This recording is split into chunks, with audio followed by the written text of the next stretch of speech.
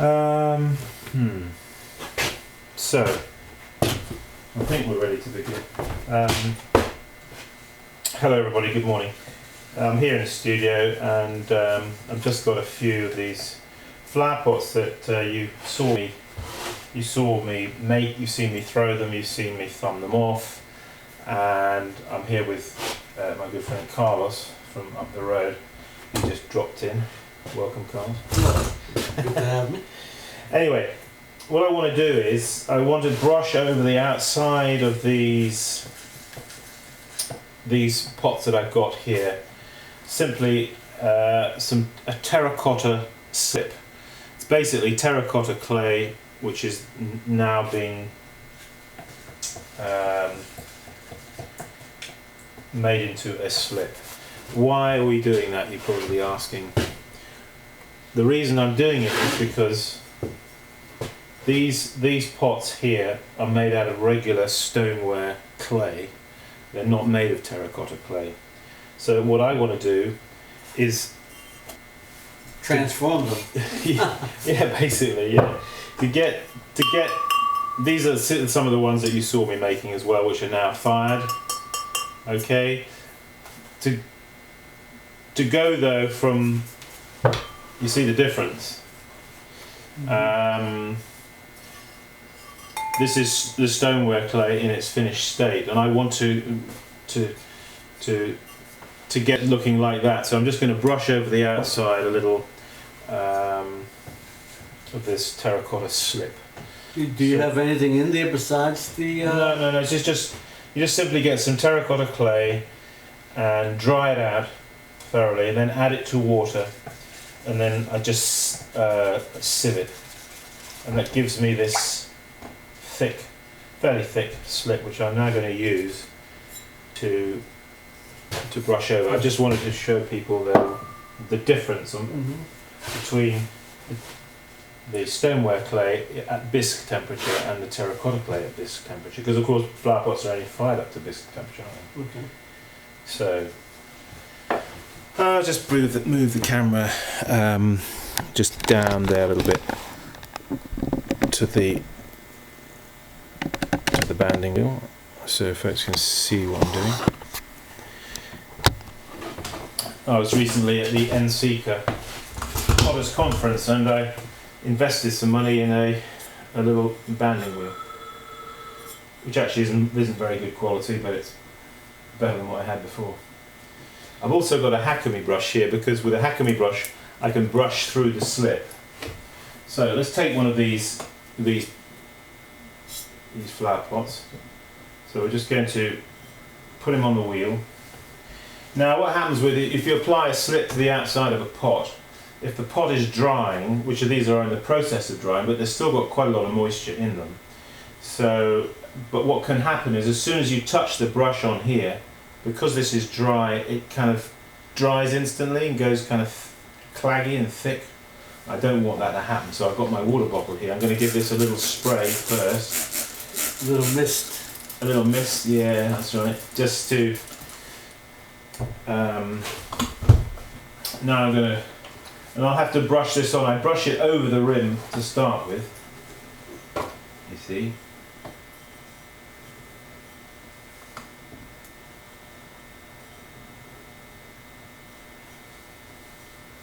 And then just gradually work down.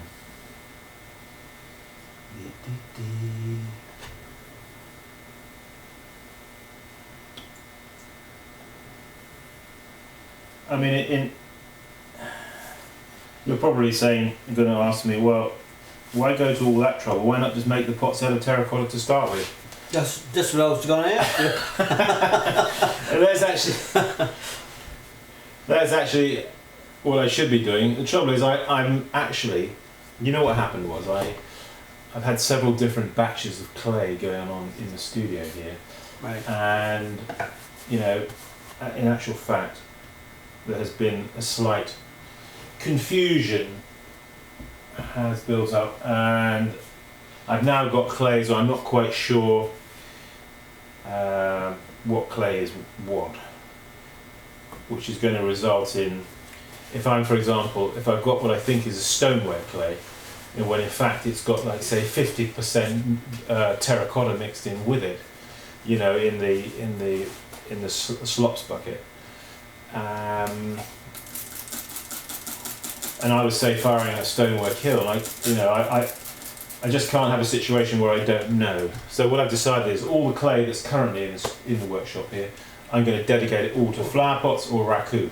Then from then on. And from then on, I'm going to be extra vigilant that I don't get any. That you don't mix up. I don't get any mix up, because there's nothing worse than in a studio or pottery having clay or glazes that you don't know what they are.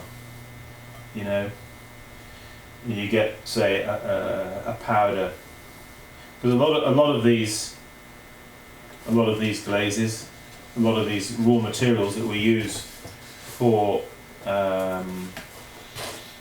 making up glazes with, they all look very much the same, don't they? Similar. I mean, they all look very similar, don't they? So it is actually really important that we. Thanks. Yeah, I'll just put that one down there. Now these folks that, like, you see me, I'm putting this slit over the outside. You know what I can do then after that? I can actually scratch through this red terracotta slit to what would be the much paler, more buff, whiter colour underneath. So I can scratch through some patterns. That's one thing I can do. Another thing, of course, now I've got it to a terracotta colour, I can then brush on a white slit over the outside. So, or you can use your little brush. Oh yeah, I could use my Hakami brush. In fact, I don't know if I'm gonna.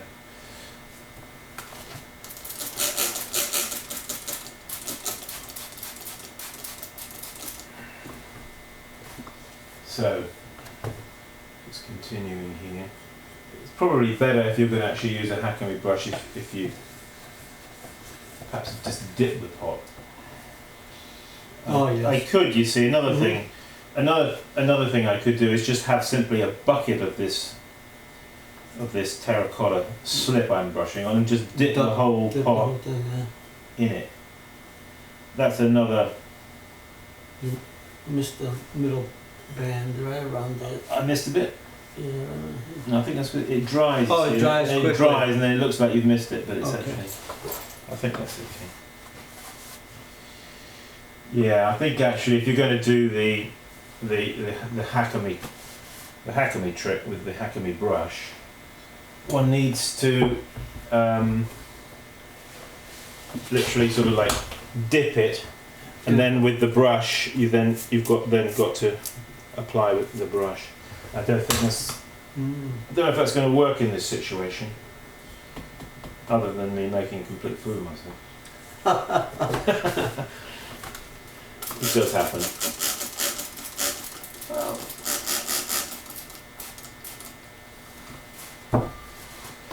That's all part of life.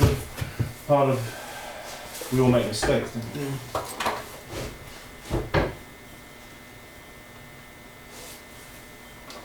Now I just put this on the inside. I'm just telling you this in case you do this. Sort of like down to a couple of inches. Because the dirt is because the soil, the dirt's going to come up. You're not going to fill the dirt right up to the very top. It's going to be sort of maybe an inch down, so it gives you room for watering. So that's okay like that, I think. So where were we? We're in the middle of this one, aren't we?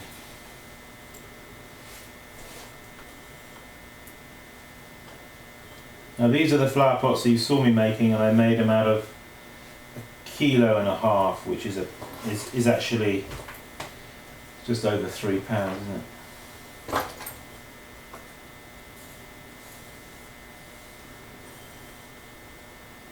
There we are. So,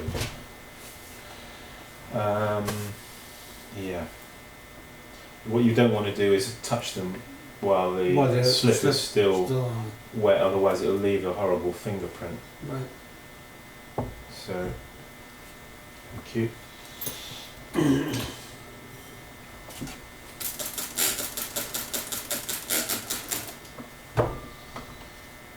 So,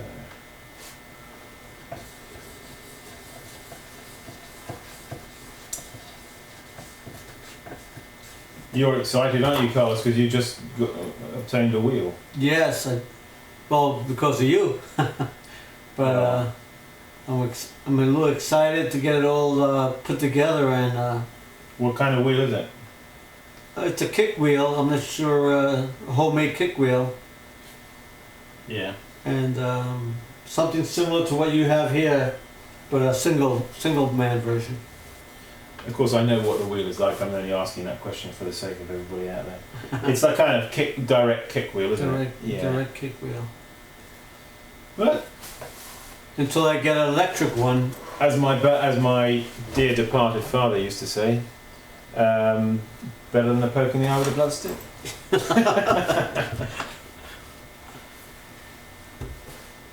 I think my brother actually improved on that and he said, no, it's even worse. It's better than a poke in the eye with a burnt stick. Bit of burnt stick, huh? Okay, last one. Last one, yeah. You can see how important it is to have a banding wheel, because Yeah. without a banding wheel, it's useful, isn't it, for so many things.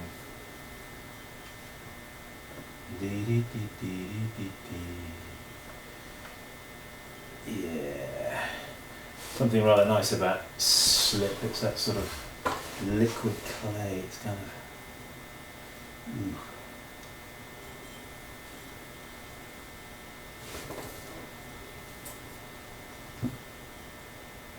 Okay. I think we're just about there. Now I'm going to get maybe a tool and just do some scratching through. Just on a couple of, or maybe we could actually, I'll get the white slip up and then do some white slip, like we've got on some of these other lattice that we've got on these. Just simple, very quick, direct.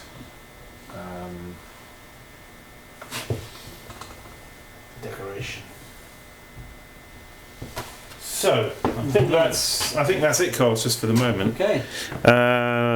Let's just pull back the camera here and yeah. So from Carlos and myself here in Perryville, what do we say to these guys? I'm going to do a lot of practicing, that's for sure. You are? Well, we've all got to do practicing, haven't we? Even I've got to do practicing, that's for sure. One lifetime is not enough, is it, for doing what we're doing? We need at least half a dozen lifetimes to get through some of this, even just some of the stuff we wanted to learn. So let's start now. Keep practicing. See you soon, everybody. Bye. Dee, dee, dee.